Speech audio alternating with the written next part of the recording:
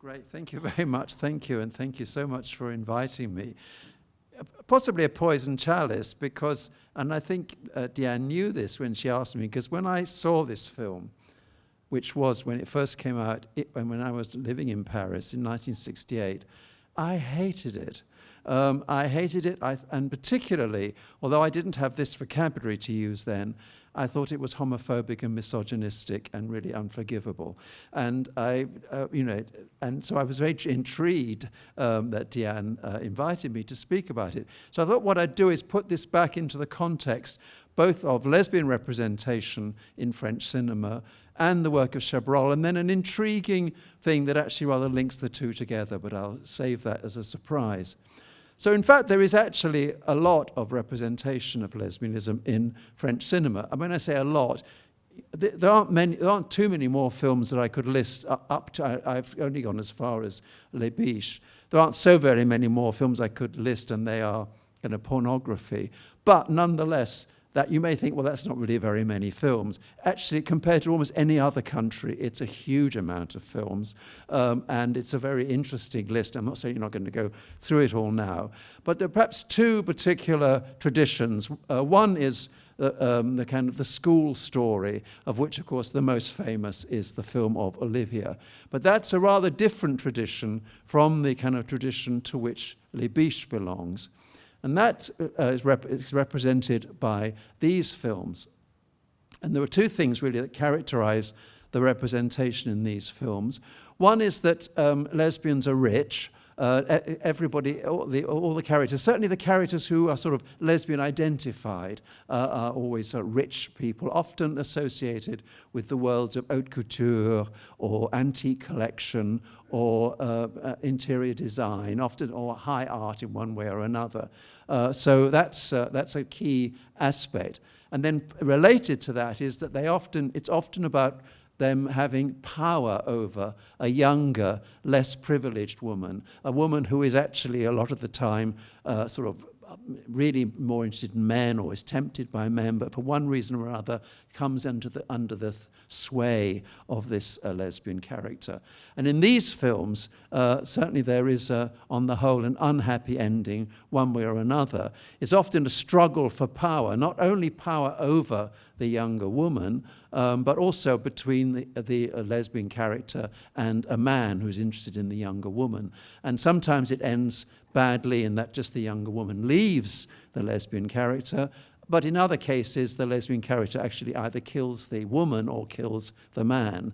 But either way, you might say it doesn't have, well, I suppose one version of that might be a happy ending, but generally speaking, these are films which are, to use again a rather what is considered now a rather old-fashioned way of thinking of it, these are pretty negative portrayals. And I felt at the time I saw Les Biches that Les Biches very much fitted into that kind of representation. Just to look at two of these films in slightly more detail. One is Les de Paris, in which the lesbian character is a secondary character, and this is the couple. The more powerful older woman is the one on the my terrible left and right. This is the more lesbian identified character, and this is the younger woman. And the younger woman begins to develop a relationship with a young man, and it's a sort of secondary plot in the film, but quite an important one. And the lesbian identified character is indeed rich and is indeed in the world of haute couture. And the younger woman, seen here, has a speech at one point in which she more or less says she can't leave the lesbian character because she formed me. And that idea of being formed by, being controlled by, being under the sway of a lesbian character is very typical of these films. And at the end of the film, in fact, she is sort of sent away, and the young man is also sent away, and the lesbian character is triumphant, although this gives you an idea of the kind of world she lives in, but also this image of a kind of very rather harsh, triumphant character, but certainly seen very negatively by the film. The other film, just to touch on briefly, is, it seems to have gone a bit fast there. is La Fille aux Yeux d'Or, which is based, The Girl with Golden Eyes, which is based on a short novella by Balzac. And this, again, has a very similar structure in terms of the relationship between the two women. We see them here, again, the older woman more controlling. And this kind of positioning of the woman, one woman behind another, it runs through an amazing amount of lesbian representation, not only in its French cinema, and there's almost like kind of they're sort of drawing the younger woman into themselves. And once again, here the woman is involved in the world of haute couture. She's almost like a Diana Vreeland character. We see her here, for instance. This is her here. She's sort of running a photo shoot for a fashion magazine. And the woman we see there that she's telling how to perform and behave is the woman who is living with her and who she is attempting to control, the woman with golden eyes, the girl with golden eyes. This perhaps gives you, again, an idea of this very heavy Baroque kind of scene. And this film very much emphasizes the idea of a kind of hidden space, which is where, as it were, the lesbians live. And the man finally sort of penetrates this space and finds out this sort of very decadent, Baroque kind of space where they live, and from which he tries to steal, as it were, the young woman.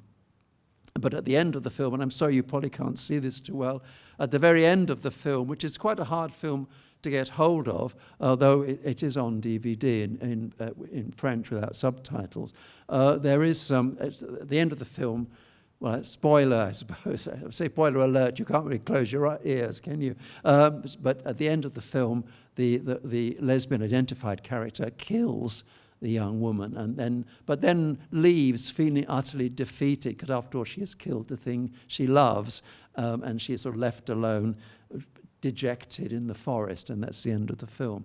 So that gives you an idea of the kind of tradition that it seemed to me at the time that Les Biches was working from. And when I say I didn't know about any of these films when I saw Les Biches in 1968. But when I started to look a long time ago at this kind of background, it seemed to me it fitted right into that, and it was kind of everything I was against, despite the fact that I was quite a fan of Chabrol's films. This is all the more striking, this particular imagery I've been talking about, in relation to the 1920s and 30s, and particularly in the cinema in the 1930s. There were two extraordinary films which, while they kind of have unhappy endings for the lesbian character, nonetheless are kind of joyous and celebratory, and also give a strong sense of there being a kind of community to which lesbians can take part, belong to in some way or other. One is Club de Femmes, and this is the absolutely delightful, actually, lesbian character in that film. And the other is the even more extraordinary La Garçonne, which is quite extraordinary because it has these quite long sequences in these, I must admit, fabulous-looking lesbian clubs, which include Edith Piaf, believe it or not, singing a song quand même, which the burden of which is, I know it's wrong to do it, but I'm going to do it anyway. So we have Edith Piaf, and even more wonderfully, we have the wonderful Susie Solidor, who was an extraordinary, very eminent, very publicly known lesbian figure. Here we see a couple on the far end, a couple of images from La Garçonne, the film. In the middle, that's her wedding, and the man there is, of course, a woman, in fact. And this is one of the many, many, many paintings of Susie Solidor, this obviously by Tamara Lempicka. But again, La Garçonne has her in full splendid presence. So this kind of mean imagery of the post-war era leading up to Les Biches is also even more resentable than when one thinks about the kind of rather joyous, if limited, imagery that there was in the 30s. And even more fascinating, there was in 1926 a ballet called Les Biches.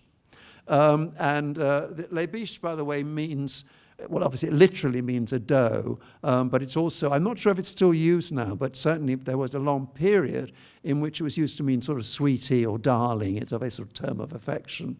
Well, this production is kind of, in a way, overdetermined as a queer production. Because first of all, the Ballet Russe itself, of course, run by Diaghilev. But once we get past Nijinska, who was the choreographer, but we have the music by Francis Poulenc, and then we have the set design by Marie Laurencin, so that both of whom were either bisexual or gay or whatever the terms they might have used at the time. And Jean Cocteau may or may not have had the idea for the ballet. I mean, as my partner says, oh, Jean Cocteau is like parsley. He's on everything. And you're never quite sure how much really he's had to do with it. But certainly this is already overdetermined. But then when we look in detail, we have the sets by Marie Laurencin, and this is a painting which you can now see in the Orangerie in Paris, if you wish. We also have some characters in the ballet. So not only are these people, sort of queer people, as people say now, working on this ballet, but also one of the characters is un garçon, played by a very Vera, I've left off Vera, her name was Vera Nemchinova, who was a very eminent ballerina of the time. And then we also have characters called the girls in grey, who are clearly coded in the choreography as in a lesbian relationship. So you've got this astonishing expression of something called Les Biches, whatever that is, 40 years or so before the Chabrol film. Obviously no direct connection, but it's just so suggestive that contrast is available to us. Well, so to turn then quickly to Chabrol himself, and in fact this is not, Les Biches is not his first example of lesbian representation, because very briefly in Les Cousins we have this moment. Faut pas t'en faire pour un gars, surtout pour lui. Il y a autre chose que les gars. Il y a la grande musique, la littérature, il y a la danse.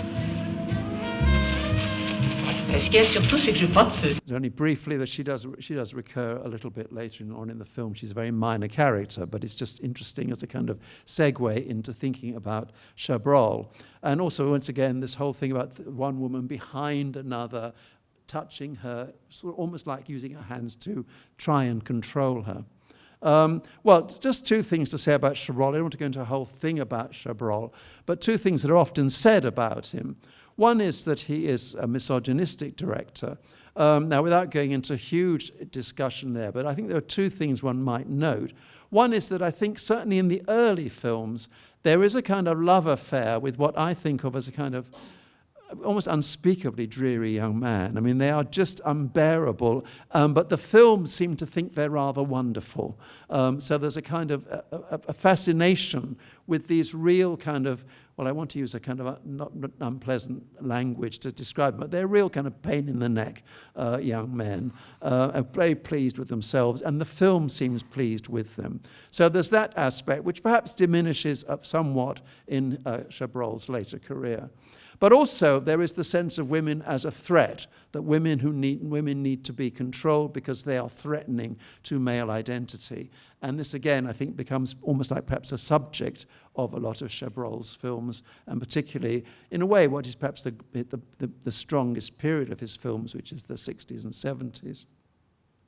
But the other thing I think is interesting about him, and actually like him much more so for, is a sort of quality of indifference. What I mean by that is that in an odd way, his films don't take sides. His films are not making moral points. I mean, people sometimes say that a lot of these films are satires of the bourgeoisie, and maybe one can take them as that, but they often seem like a cold look. They're neither critical of the bourgeoisie nor celebratory of them. There's just this cold, indifferent look, and particularly all these immoral activities going on. There's somehow not a moral gaze.